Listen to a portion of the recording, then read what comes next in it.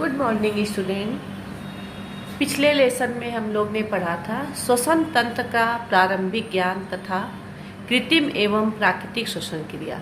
इसमें हम लोग ने श्वसन तंत्र पढ़ लिया था। कृत्रिम सांस आप लोग को आज पढ़ाना था। देखो बेटा, पिछले लेसन में हमने पढ़ा कि सांस लेना एक अनिवार्य प्रक्रिया है। इसके बिना कोई भी मनुष्य जीवित नहीं रह सकता है।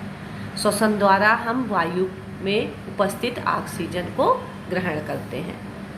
ये उसके बाद हम लोग ने पढ़ा था कि श्वसन तंत्र की क्या उपयोगिता है।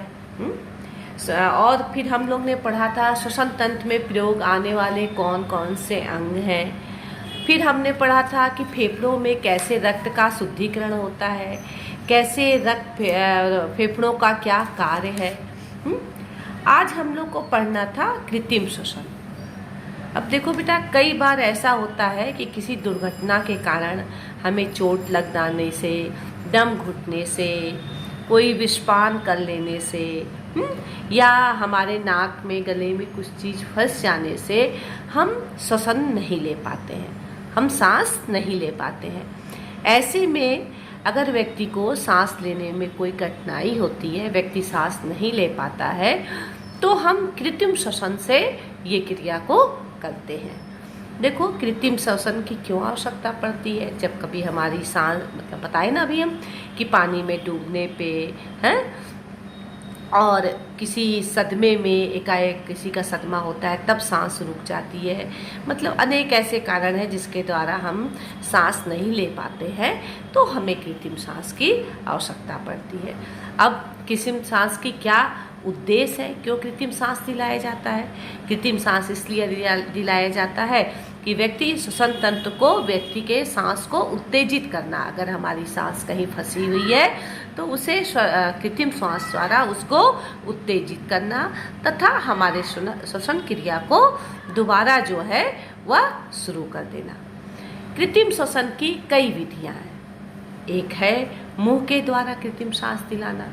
देखो, कई बार ऐसा होता है कि जब हम सांस नहीं ले पाते हैं तो इसमें एक व्यक्ति द्वारा दूसरे व्यक्ति को कृत्रिम सांस मुंह से दिलाया जाता है। इसके क्या विधि है।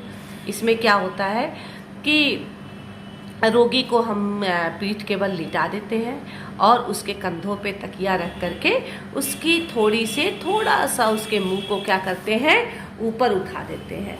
ठीक है। उसके बाद रोगी को नाक दबाकर मुंह से अपनी सांस जो है वह दिलाते हैं। उसके मुंह पे अपनी मुंह रख करके अपनी सांस उसके मुंह में छोड़ते हैं। कई बार ऐसा होता है कि एक नली द्वारा व्यक्ति के नाक को, मुंह को अच्छे से साफ करके एक नली के सिरे को रोगी के मुंह में डाल देते हैं और एक अपने मुंह में डालते हैं, और उससे क्या कहलाता है, अपने कि मुंह से उसमें हवा भर के रोगी के मुंह में उसको डालते हैं। इस प्रकार भी हम क्या कहलाता है, मुंह द्वारा श्वसन क्रिया दूसरे व्यक्ति को दिलाते हैं। दूसरा होता है लाबोर्ड विधि। दूसरा क्या होता है, लाबोर्ड विधि। इसमें जो प्राथमिक चिकित्सक होता है वह व्यक्ति का मुंह खोल के कपड़े से उसकी जीभ को क्या करता है, बाहर खींचता है और 2 सेकंड तक पकड़े रखता है, फिर उसे छोड़ देता है।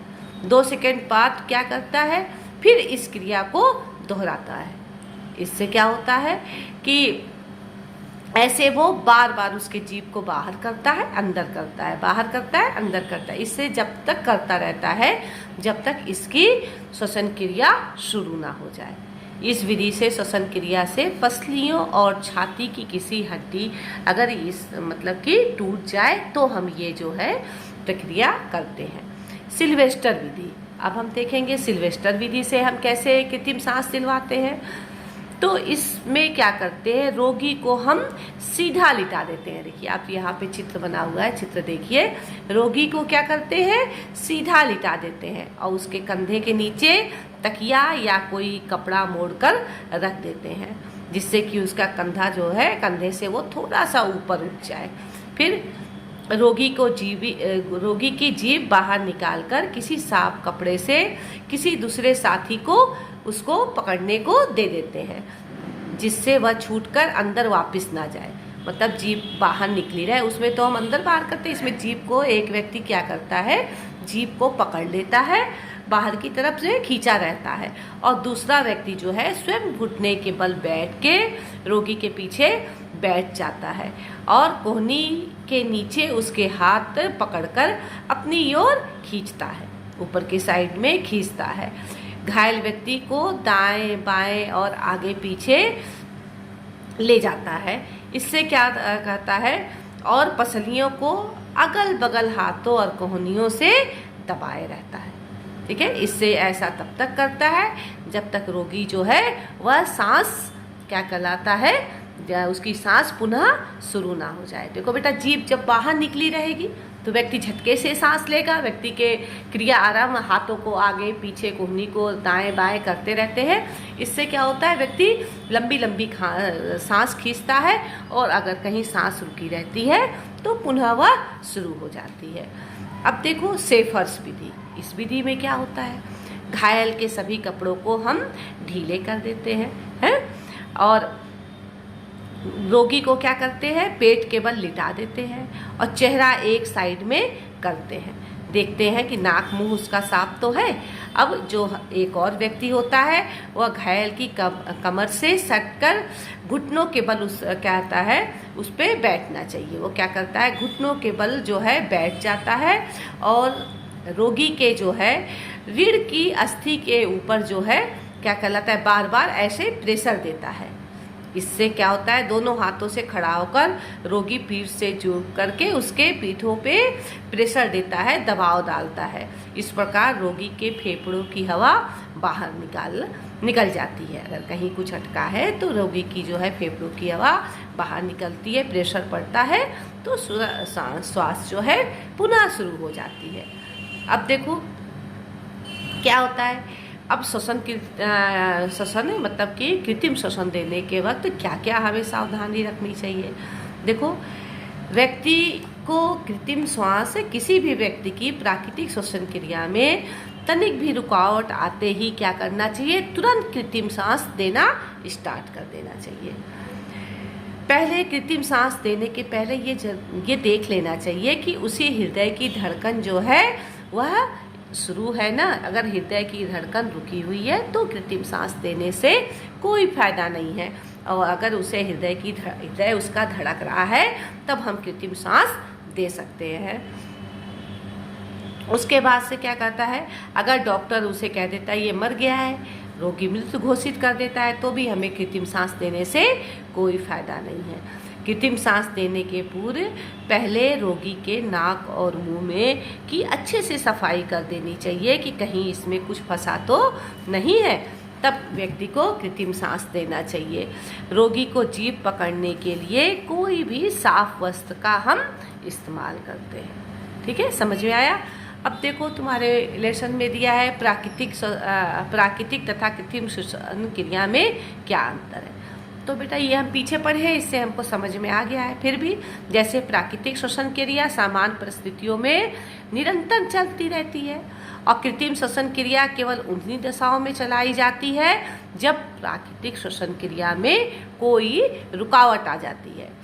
प्राकृतिक श्वसन क्रिया अनैच्छिक रूप से चलने वाली निरंतर एक प्रक्रिया है। ये हम न चाहते हुए भी बच्चा जो जन्म लेता है तब से ये अपने आप ये क्रिया प्रारंभ हो जाती है। लेकिन कृत्रिम श्वसन क्रिया वास्तव में किसी अन्य व्यक्ति की इच्छा पे निर्भर करता है। जब वो चाहेगा तभी दूसरे व्यक्ति को कृत्रिम सांस द्वारा सांस दिलाएगा। ठीक है, प्राकृतिक श्वसन क्रिया हमेशा एक ही रूप में चलती है, और कृत्रिम श्वसन क्रिया हम तरह तरह की विधियों द्वारा जो है हम क्या कहलाता है रोगी को दिलाते हैं।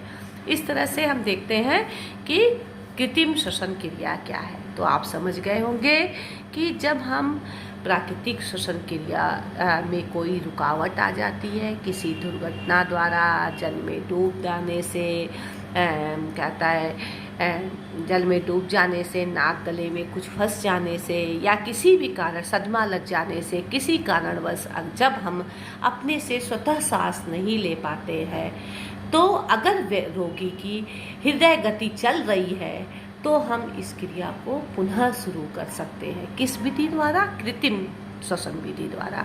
कृत्रिम श्वसन विधियाँ 4 प्रकार से हम दे सकते हैं। एक, अपने मुंह से दूसरे रोगी के मुंह में सांस को दे करके, लाबोर्ड विधि द्वारा, सिल्वेस्टर विधि द्वारा और सेफर्स विधि द्वारा। ये 4 विधियां हैं जिनके द्वारा हम रोगी की रुकी ही श्वास को पुनः से शुरू कर सकते हैं। यह उसी अवस्था में कर सकते हैं जब रोगी की हृदय गति चल रही हो। अब आपको ये समझ में आ गया होगा। देखो, पिछले लेक्चर में हमने इस चैप्टर का आगे पढ़ा दिया था। श्वसन क्रिया क्या है, फेफड़ों का कार्य क्या है, श्वसन क्रिया की क्या उपयोगिता है, इसका अति लघु भी हमने भेज दिया था। तो इसका देखो बेटा, दीर्घ उत्तरीय प्रश्न हम भेज रहे हैं। ये 3 करना है। श्वसन तंत्र से आप क्या समझते हैं, उसमें कौन कौन से अंग प्रयोग आते हैं, सचित्र वर्णन कीजिए। तो देखिए आप लोग, इसमें देखिए श्वसन से क्या समझते हैं, श्वसन तंत्र से आप क्या समझते हैं, ये शुरू में स्टार्टिंग में दिया है, इसमें से आप छांट के लिख लीजिएगा। और श्वसन तंत्र में कौन कौन से अंग प्रयोग में आते हैं, ये सीधे सीधे आपका दिया हुआ है। नासाद्वार, गला, स्वर यंत्र, वायु नालिका, ये आपको फेफड़े, ये सब हमने आपको पिछले वीडियो में बताया था। वो ये चित्र जो दिया हुआ है, ये वाला चित्र देखिए, श्वसन तंत्र, ये जो चित्र दिया हुआ है, ये आप चित्र बना लेंगे। दूसरा क्वेश्चन है, फेफड़ों की रचना और कार्य का वर्णन कीजिए। तो देखिए, फेफड़ों की रचना और कार्य सीधे आपके बुक में आ जाइएगा। तो फेफड़ों की रचना या कार्य, या फेफड़ों में रक्त कैसे शुद्ध होते हैं, ये आपका पेज नंबर 242 पे फेफड़ों में रक्त को शुद्ध करना, फेफड़ों का कार्य दिया हुआ है। इसमें से आप इसको लिख लेंगे। समझ में आ रहा है ना।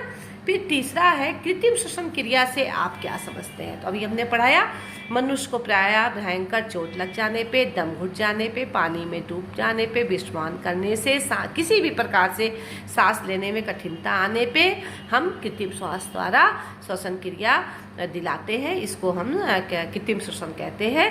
तो इसकी 4 विधियां हैं।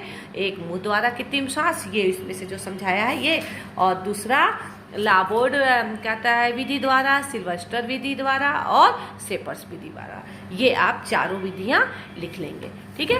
तो ये आप लोग को दीर्घ उत्तरीय प्रश्न जो है, ये 3 जो है किताब से छांट के करना है। फिर भी अगर आपको कोई प्रॉब्लम होगी तो आप हमसे बात कर सकते हैं। ठीक है।